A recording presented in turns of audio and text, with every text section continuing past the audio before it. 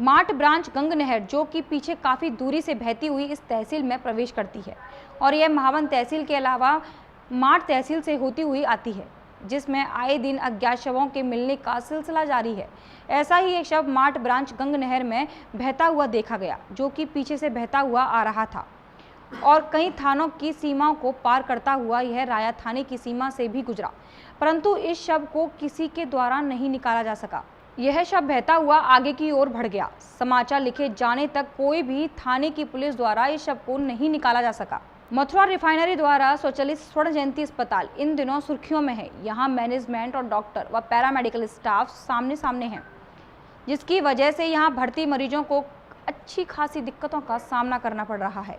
स्वर्ण जयंती अस्पताल के मैनेजमेंट ने अस्पताल का टेंडर एक निजी कंपनी को दिया, तभी से यहाँ मैनेजमेंट और मेडिकल स्टाफ आमने सामने आ गया। डॉक्टरों का आरोप है IOCL द्वारा जिस संस्था को यहाँ का टेंडर दिया है वो संस्था मेडिकल फील्ड से नहीं है और यहाँ आते ही टेंडर धारक संस्था गुंडों की तरह व्यवहार कर रही है, जिससे यहाँ काम करने वाली महिलाएं दहशत में हैं। जी, इस विरोध प्रदर्शन की एक ये वजह और मेन है कि जब से वो लोगों ने आना शुरू किया है, जैसे इंटरव्यूज़ के लिए, स्टेटमेंट्स लगाने के लिए, अपने पेपर्स यहाँ रखने के लिए, तो वो लोग 15-20 लड़कों को लेके आते हैं, जो कि ऐसा लगता है कि ये टेरर जैसा माहौल इस अस्पताल में पैदा करना चाहते हैं। और उसके पीछे सही मंशा उनकी यही है कि या तो आधे लोग इनके टेरर की वजह से छोड़ के चले जाएं या फिर हम लोग निकाल देंगे। लेकिन उन्होंने इस अस्पताल में एक टेरर जैसा माहौल बना दिया है। लोगों को डराना, धमकाना, गालियाँ देना, उल्टा सीधे काम करना, ये उन्होंने पहले दिन से, डे फर्स्ट से ही शुरू कर दिया है। तो कब तक रहेगी आप लोगों की? ये हमारा विरोध जब तक रहेगा, जब तक ये सारी चीज़ें क्लियर नहीं हो जाती, जो हमारी मांगे हैं, जो हमारी चीज़ें हैं वो क्लियर नहीं हो जाती, तब तक हम लोग जो इमरजेंसी सर्विसेज हैं, जैसे सर्विसेज चल रही हैं वो चलाते रहेंगे और हम ऐसे ही अपनी चीज़ों को कंटिन्यू करेंगे। साधु वाली बात यह है कि इतना सब कुछ होने के बाद भी मानव जन कल्याण सेवा समिति के कोई भी पदाधिकारी यहाँ नहीं आए सीधी बातचीत करने, क्या मंशा लगती है आपको? देखिए, जैसा कि मथुरा रिफाइनरी के ऑफिसर्स द्वारा हमको बताया गया था कि उनको 2 दिन के अंदर बुला लिया जाएगा, लेकिन वो नहीं आए। फिर भी कल रिफाइनरी ने हमारा कोलैबोरेशन उन्हीं लोगों के साथ कराने की कोशिश की, जो वही लोग थे, उन्हीं के साथ कोलैबोरेशन कराने की कोशिश की, जो कि हमने सीधा तौर पे डिनाई कर दिया कि हम ऐसे लोग जो होलीगन्स टाइप के हैं और जिनकी कोई मेडिकल मैनेजमेंट बैकग्राउंड्स नहीं है, जिनके पास एक्सपीरियंस नहीं है मेडिकल की चीज़ों को मैनेज करने का, उनके साथ हम लोग काम नहीं कर पाएंगे। तो पैरामेडिकल स्टाफ के साथ ही मिसबिहेव किया गया? बहुत पैरामेडिकल स्टाफ के साथ मिसबिहेव किया, इवन मोर कि डॉक्टर्स के साथ, जो इमरजेंसी में डॉक्टर्स है उनके साथ भी थोड़ी सी हॉट टॉक और उनका जो वे ऑफ टॉकिंग है वो उस तरह का रहा है। उनका जो नेगेटिव एटीट्यूड है वो साफ झलकता है। नमस्कार, स्वागत है आपका मथुरा न्यूज़ 24 में और मैं हूं आपके साथ आकांक्षा शर्मा। चलिए रुक करते हैं खबरों की ओर। भरतपुर जिले में चल रहे कोरोना विस्फोट के बीच रविवार को टिड्डियों के हमले ने किसानों के होश फाख्ता कर दिए हैं। टिड्डियों के इस हमले के दौरान जिले में कृषि विभाग की तैयारियों की घोषणा के ऐन वक्त पर धरे रह जाने से किसानों में नाराजगी देखी गई। रविवार को दोपहर के बाद जिले के वैर, भुसाबर तथा नदबई तहसील के ग्रामीण क्षेत्रों में करीब 8-10 किलोमीटर वर्ग क्षेत्र के टिड्डियों के दल को देख किसानों के बीच भगदड़ जैसे हालात पैदा हो गई। आसमान में मंडराती इस आफत को देख घरों में बैठे किसान दौड़कर अपने खेतों में पहुंचे, जहां उन्होंने आग जलाने के साथ धुआं कर व थाली पीट कर टिड्डियों को भगाने का प्रयास किया, लेकिन इस बीच टिड्डियों के दल ने किसानों की फसल को तहस नहस कर दिया। तो कल रात में आप लोगों ने जैसे नदबी ब्लॉक के गांव गगवाना ग्राम पंचायत के अलावा कहीं अदरवाइज भी कराई थी क्या? हाँ जी सर, ये कुमेर में शहद पड़ता है, वहाँ पे करवाई हमने। कुमेर पंचायत समिति में सैंत गाँव, सैंत डीग मात्रा। अच्छा,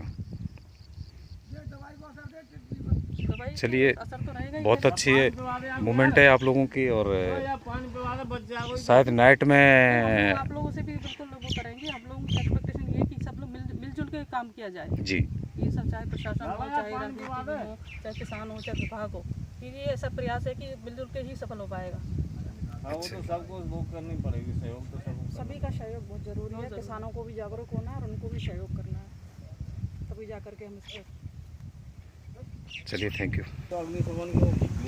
ये कल जो आपने छिड़काव किया है उसके रिजल्ट हैं। बहुत ओवर क्वांटिटी में ये कीड़े मरे हैं, टिड्डी।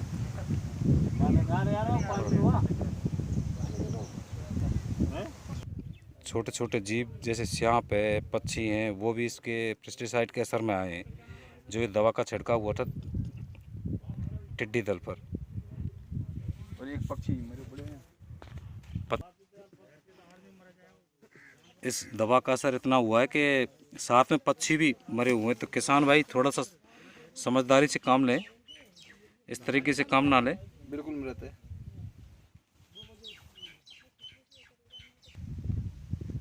सुबह टिड्डी को असर कितना है यहाँ पे? बहुत काफ़ी मात्रा में। अच्छा। उसको आवाज़ कर करके भगाया गया है।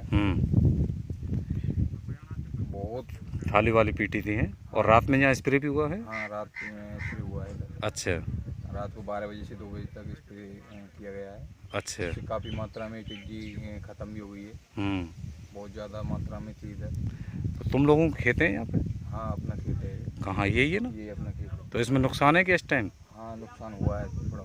अच्छा। हाँ, नीचे वाली फसल में ज़्यादा है, जो छोटी फसल है ये तो काफ़ी पहली है। नुकसान है। हाँ। अभी है टिड्डी यहाँ पे? नहीं, अब फिलहाल तो उधर साइड में उड़ गई है, जो सुबह उड़ाई है। अच्छा। उसकी मात्रा में कोरोना वायरस में हर देश अपनी अपनी नीतियों के जरिए इस पर काबू पाना चाह रहा है, लेकिन भारत के प्रधानमंत्री नरेंद्र मोदी द्वारा जो भी आदेश किए जा रहे हैं उनकी धज्जियां उड़ाई जा रही हैं। 3 महीने के लॉकडाउन के बाद अनलॉक 1 किया, उनमें सारी दुकानें ऑडी 1 के हिसाब से खोली जाएं, ऐसी बात कही। लेकिन कोसी कला में आपको कुछ और ही देखने को मिलेगा, क्योंकि यहाँ पर कोई भी दुकान ऑडी 1 के हिसाब से नहीं खुल रही। जब चाहे जैसे चाहे अपनी मनमानी दुकानदार कर रही हैं। आप देख सकते हैं अपनी स्क्रीन पर जो दुकान आज नहीं खुलनी थी वो खुल रही है। इन 4 पुलिसकर्मियों को दुकानों पर बैठे देख सकते हो। क्या ये दुकानदार इतने बड़े हो गई कि पुलिस भी इनके कब्जे में है? तो क्यों बैठे हैं ये 4 पुलिसकर्मी? क्यों नहीं बंद करवा रहे दुकानों को? क्या समझोगे आप? क्या खाकी के बल पर ऐसे दुकानदार अपनी मनमानी करते हैं, जिन्हें प्रधानमंत्री के आदेशों की कोई फिक्र नहीं है?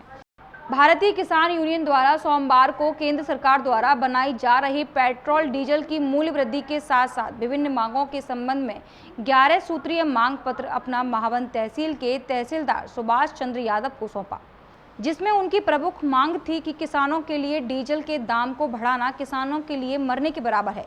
और इतना ही नहीं, बिजली के बिल, किसान सम्मान निधि जैसी प्रमुख मांगें उनके द्वारा इस ज्ञापन के माध्यम से दी गई।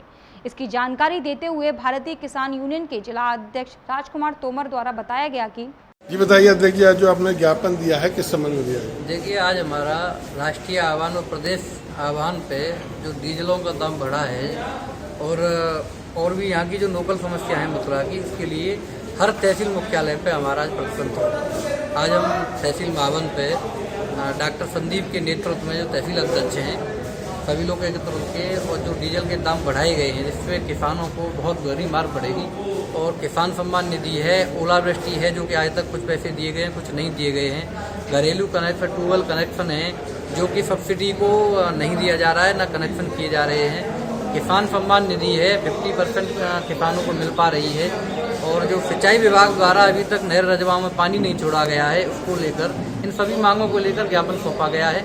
और पूरे प्रदेश में ये प्रदेशव्यापी आंदोलन है। पेट्रोल डीजल के दामों में बढ़ोतरी को लेकर क्षेत्रीय जनता में केंद्र सरकार के रवैये को लेकर आक्रोश व्याप्त है।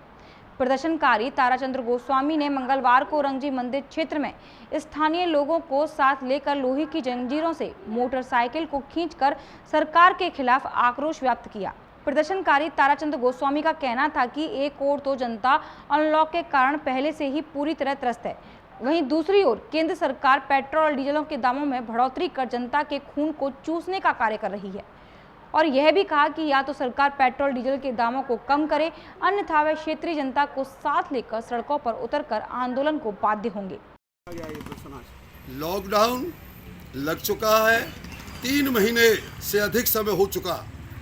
आज लोगों के पास कोई कार्य नहीं है, कोई रोजगार नहीं है, गरीब मजदूरों के पास में किसी भी प्रकार का कोई भी काम नहीं है। लेकिन एक तरफ सरकार ने आज 22 दिन हो गया है डीजल और पेट्रोल का रेट बढ़ाते हुए। ये पहला इतिहास है देश में कि पेट्रोल से डीजल का रेट दिल्ली के अंदर अधिक किया गया है। ये केंद्र की जो सरकार है तानाशाही कर रही है और दिन पर दिन महंगाई को बढ़ाती जा रही है।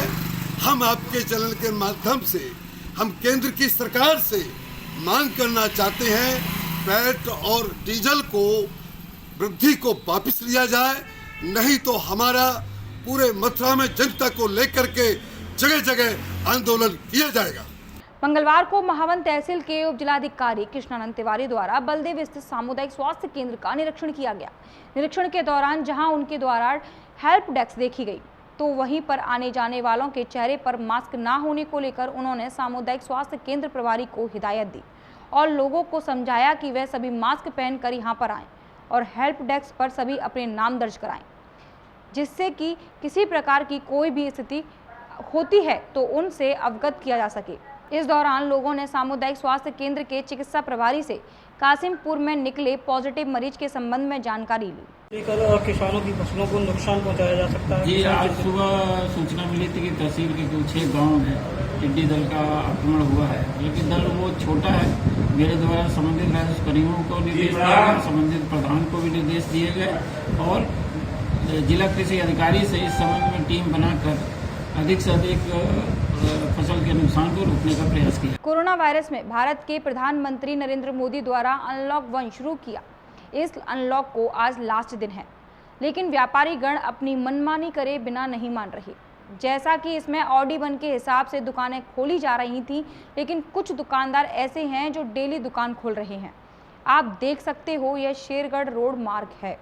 यहाँ पर कितनी दुकानें खुली हुई हैं, जबकि इनका आज कोई भी नंबर नहीं है। उसी के साथ हॉट स्पॉट एरिया में जो डंडे लगाए गए थे, लोगों ने उसके अंदर भी ढकेलें लगा रखी हैं। सरेआम उड़ाई जा रही सरकार के आदेशों की धज्जियां। पुलिस प्रशासन चाहे कितने भी दावे करे, लेकिन इनके सारे दावे खोखले नजर आ रहे हैं। तुम समाज सेवी भी काफ़ी समाज सेवा करते हो, लेकिन यहाँ पर जो कुछ दुकानें खुली हुई हैं तो उस पर क्या कहना चाहते हैं आप? ये ऑडी 1 का सब वो है, तो ऑडी 1 का कोई पालन नहीं कर रहा है, जबकि हमारे हिसाब से तो पूरी मार्केट खुल जाए तो भीड़ भी कम होगी, क्योंकि लोग बाग आज आ रहे हैं चप्पल खरीदने के लिए, कल आएंगे कपड़े खरीदने के लिए, तो भीड़ तो ऑटोमेटिक बढ़नी है। तो मेरा तो प्रशासन से यही अनुरोध है कि दोनों सभी बाजार पूर्ण रूप से खोला जाए या फिर ऑडी 1 का पालन किया जाए। अब देख लो, आप स्वयं देख सकते हो कि आज चप्पल वाली जूते चप्पल वालों का बार नहीं है खोलने का। कोई खोले हुए पुलिस वाले में बैठे हुए हैं, कोई उसमें कुछ कर नहीं रहा है, तो ऑडी 1 का तो दुरुपयोग हो रहा है। अभी तक के लिए सिर्फ इतना ही। मुझे दीजिए इजाज़त, फिर मिलेंगे नई खबरों के साथ। नमस्कार।